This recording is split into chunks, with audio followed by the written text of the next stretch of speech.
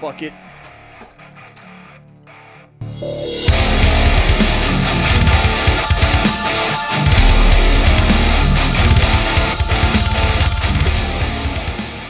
What is going on, everybody, and welcome to the first episode of the Disturbing Movie series. Now, this entire series has been a very long time coming. I came up with this idea about 7-8 months ago when I first really wanted to start YouTube, but we are finally here doing it after all this time, and of course, today, we are talking about Cannibal fucking Holocaust. Great start. This is probably going to be the most tame movie that I cover in this series, but oh my god.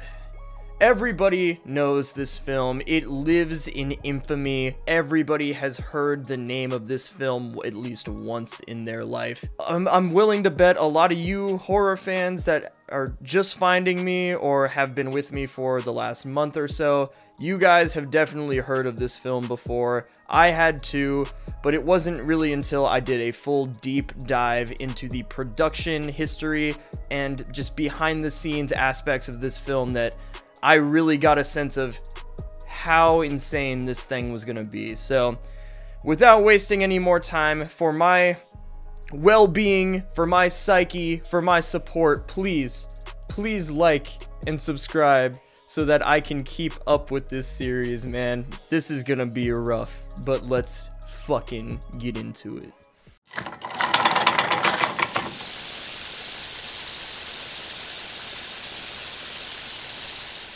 Cannibal Holocaust was released on February 7th, 1980, and directed by Italian filmmaker Ruggero Deodato. He had made other films such as Ultimo Mondo Cannibale, also known as Last Cannibal World, or Jungle Holocaust, just years prior to the release of Cannibal Holocaust. In this era of film, exploitation cinema had been on the rise for around 2 decades, with the relaxation of censorship in films which are usually defined as lower quality B-movies. This branches off into a ton of other genres, such as Grindhouse and Mondo films, both of which I'm sure I will be talking about on my channel sometime soon. As you might have guessed, one of the most famous subgenres within the exploitation realm of film are cannibal movies. The main premise is the promise of exotic locales and graphic, gory violence against living creatures. The production history of Cannibal Holocaust is basically legendary at this point, so we're just gonna get right into it. In 1979, Deodato was contacted by German film distributors asking for him to make a film similar to his other works of years prior. This included many other cannibal films. Deodato and his chosen producer, Francesco Palaghi, they flew to Colombia to scout for filming locations, but later rejected many of the villages they were looking at for lack of actual rainforests. They ended up shooting mostly on location in a section of the Amazon rainforest with real indigenous tribes. The tribes that appeared in the film are known as the Yanomamo and Shamatari. These are real indigenous tribes native to South America. However, it goes without saying that they were not portrayed accurately at all in this film. We all know it, but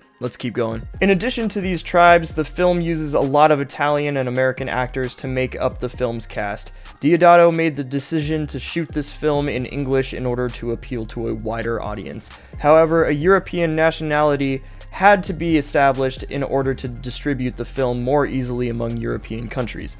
The criteria for this was 2 actors had to speak Italian as a native language. The inception of the film can be linked to journalism, more specifically investigative journalism, and portrayal due to the inspiration Deodato took from the acts of terrorism of the Red Brigade. They were a group active in the 70s and 80s responsible for multiple violent incidents labeled as acts of terrorism by most, but that's another story.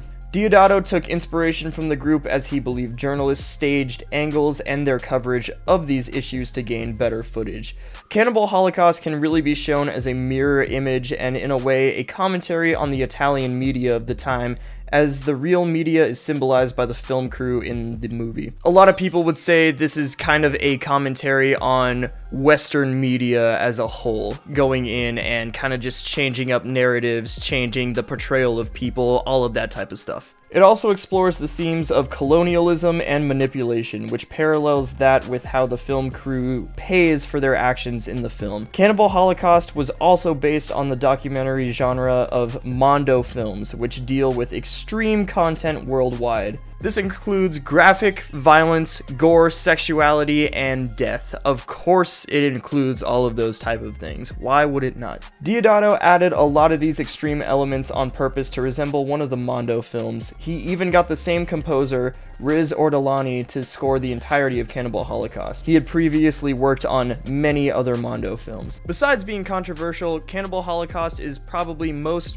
well known as the first found footage horror movie. Yes, an entire genre came out of Cannibal Holocaust known as found footage. You see stuff like this, modern examples like the Blair Witch VHS, all of that type of stuff. Wreck is a really good one.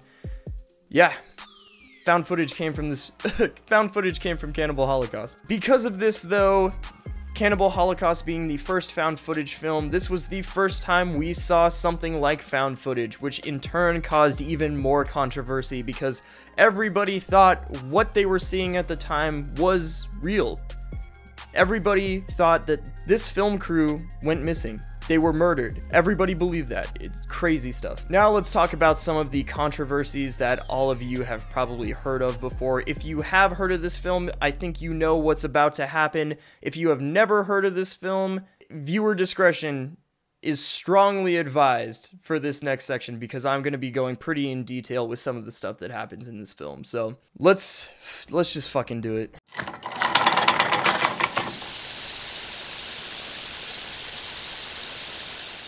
So first we're going to talk about the bans, and then we're going to transition into all of the gross shit that you have probably heard about. Cannibal Holocaust was banned in a ton of countries, including the US, UK, Finland, Australia, Norway, Singapore, and a ton of others before 1984. At this point, the film had only been out for 3 to 4 years. They tried to get around this by releasing the movie straight to DVD, however, especially in the UK, that couldn't save it from getting banned. The real controversy started when the film was banned in Italy basically upon release, and Deodato was faced with multiple criminal charges. That is right, the director of this film was actually arrested. He was charged with violence, obscenity, and even murder. When the film was released in France a year later, due to the contracts he made his actors sign assuring that they wouldn't appear in public interviews and media, this was to sell the found footage aspect of the film. Due to this, people believed Cannibal Holocaust to be an actual snuff film. It wasn't until Deodato presented the actors on an Italian TV show that these allegations were dropped. He broke down how he was able to get some of these practical effects, and from a filmmaking standpoint, these are actually really impressive and really interesting, so let's talk about that for a minute. In one of the film's most famous scenes, a woman is seemingly impaled on a large spike. How they got it? Very interesting. Deodato fused a bicycle seat with a large pole, a large wooden pole, and had the actress sit on there. She then held a piece of wood in her mouth, making it look like the tip of the spike was coming out of her mouth.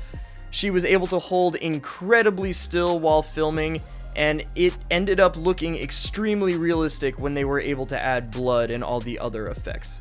Now, I'm going to give one more viewer discretion is advised because we are going to talk about some of the animal cruelty and violence towards animals in this film. I do not take this section of the video lightly at all, so let's just get through it because it is something that unfortunately did happen on set of this film. There were 6 on-screen animal deaths in this film, however 7 were killed during filming. These animals include a turtle, a boa constrictor, a pig, 2 squirrel monkeys, and a muskrat, and a tarantula. I almost forgot about the tarantula. These animals unfortunately died on screen and in pretty harsh ways that they do show explicitly, so I'm not going to talk in detail about how they went out. There are tons of articles and stuff that you can go find online if you want the full details, but I just don't want to talk about it on this channel. It's enough to know that 7 animals died during filming of this, so let's just keep going. For those of you asking why films like Apocalypse Now and the original Friday the 13th didn't get the same ban treatment as Cannibal Holocaust, it's because the BBFC has guidelines detailing quick kills allowed. Unfortunately for those of us that have seen this film, the camera tends to linger and leave nothing to the imagination, thus violating the guidelines and remaining banned. And of course, after these animals were killed during filming, various members of the cast were extremely uncomfortable and could not actively perform in their roles. Even some of them refused certain scenes because of it. It's been reported Carl Gabriel York tapped out in the middle of a monologue scene because he heard the pig. I would not want to be on the set of this film. It was also reported that Perry Perkinen cried after the infamous turtle scene. I saw this for the first time literally a couple hours ago, and fuck, man. There are a lot more of these events, but you can probably guess as to how they played out based off of everything we've talked about already.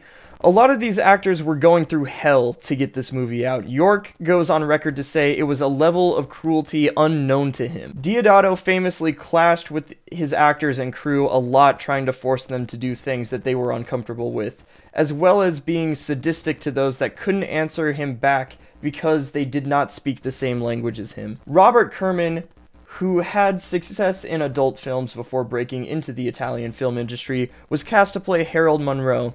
Kerman has stated his dislike for Deodato, stating he is as remorseless and uncaring on set, as well as detailing the things I said before about how sadistic he was to people.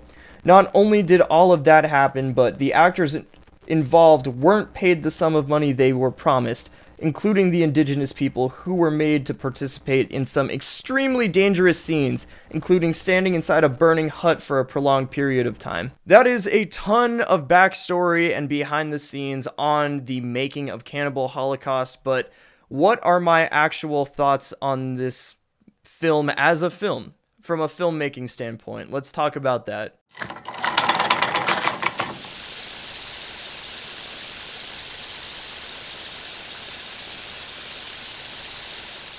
Now, as I said, I just watched Cannibal Holocaust for the first time literally a couple hours ago. I was going to film right after watching it, but after seeing it, I needed some time, man. I needed to let that sit and process. So what are my thoughts on this film after? Well, I'm not going to say that I haven't seen anything like this ever before, because that's not true, but this is the first exploitation cinema film that I have sat down and watched in its entirety. And after learning all of the stuff behind the scenes, after seeing what the film actually has to offer, my whole consensus is this genre is just not for me. I'm not a big fan of this shit. As said before, I understand that this is a commentary on the media and how they twist certain events and narratives, but for me, that whole point of the film is kind of just lost in translation with how distasteful and fucked up some of the stuff that they do in this movie is. But at the same time, I almost can't necessarily be a negative towards this film, because that is the exact point of it. I've never had this much conflicting feelings on a film, because while I'm looking at everything on screen and I do not like what I'm seeing, I am not enjoying myself, I'm not having fun, I don't like it. But I understand that it does have a point and does have merit to it. In particular, one big thing that is very difficult, as well as I would imagine a lot of you to get through as well as me, is the sexual violence in this film, man. I know for some of you guys out there that do watch exploitation films, me complaining about Cannibal Holocaust out of all things is probably going to sound like I am definitely new to the genre, because I am, but I just do not like watching sexual violence portrayed on screen. You know, it just, even in the rape revenge style movies, stuff like I Spit on Your Grave, Last House on the Left, all of that type of stuff, I've just never been a huge fan of it, and I just don't understand the appeal. It's not for me, but I understand why it is in this film. I mean, it really rides the line of censorship. And I think that really comes across in the opening crawl of this movie. I mean, Grindhouse picked this up and is, distributing it and showing it uncensored and unedited, so the legacy of this movie is upheld in every sense of the word. But I definitely understand why they would throw the message in there that we do not condone this type of art being created. It is a bygone era. It is a product of its era. And this is just not how we do films anymore. I understand why that's there, but I also understand that this film does have a point to it. Getting into some of the specifics of what you do see in the film when it comes to filmmaking, I mean camera angles, this film, for being really low budget and, like I said, a low quality B-movie, this film is shot really fucking well. It does have that kind of old school charm to it that you can only get from these really early 80s movies. Honestly, a lot of shots in this film reminded me of Sleepaway Camp, out of all things. I never thought I would be making that fucking comparison. But I think the film is shot well. I also think the acting is pretty decent. I really, really had a difficult time telling what was scripted and what was not scripted. Sometimes that is not good, but other times it kind of adds to the mystery and intrigue of what exactly you're looking at and seeing unfold on screen. I also touched on this earlier, but the use of practical effects, if you ever needed more proof that practical is better than digital, watch Cannibal Holocaust in this day and age, 2023. I mean, I knew there was no human death involved in this movie, but some of the effects that they are able to get legitimately look real. I do not understand how you can have this level of quality effect in the early 80s, late 70s. Like, I know I'm not knocking anything from that time period. Their effects work was awesome, but there is something about this film in particular that the effects look so realistic and grounded and gritty and disgusting. It legitimately looks real to me. And I know, like I've said multiple times, John Carpenter's The Thing is the gold standard for how to use practical effects. Shit, man, Cannibal Holocaust might be the fucking gold standard. This shit is expert level. I do not understand how they were able to do this, let alone have it translate over to 2023.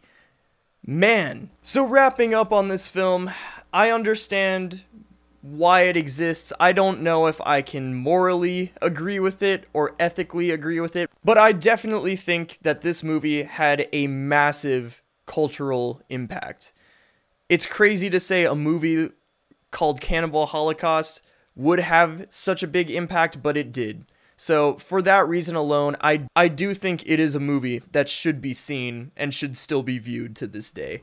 I also do not think it should be censored. I think it should be left alone where it is for those that do want to check it out and see what everything was about. Like I said, ethically and morally, I do not know if I can agree with this film existing. However, since it does, I believe it should be left where it is for those that do want to see it. As I said, it had a very massive cultural impact, and you can't, as much as some might want to, me included sometimes, you can't take anything away from that. And the main thing is, I really just wish that we stayed away from the animal death, and especially when it comes to the indigenous people on set, I wish that all of these actors were treated better. But it's over. The movie is out now. Take it for what it is. As of right now, my first experience with the exploitation genre, I do not understand it. This has been my review, deep dive into Cannibal Holocaust. This has been a long time coming, like I said at the start of this video, so if you enjoyed this and are looking forward to even more crazy shit next time, I believe we are going to go over Martyrs or Human Centipede, one of those two. If you are looking forward to that stuff, guys, please like, please subscribe, just for my peace of mind at this point. But again, if you guys did enjoy this, please show me that support. Comment down below what you think of this film, what your thoughts on Cannibal Holocaust are. If they line up with mine, if they differ from mine, let's talk about it. I would love to have a discussion about this film. And yeah, thank you guys so much for watching. I will see you guys again very soon in the future. See ya.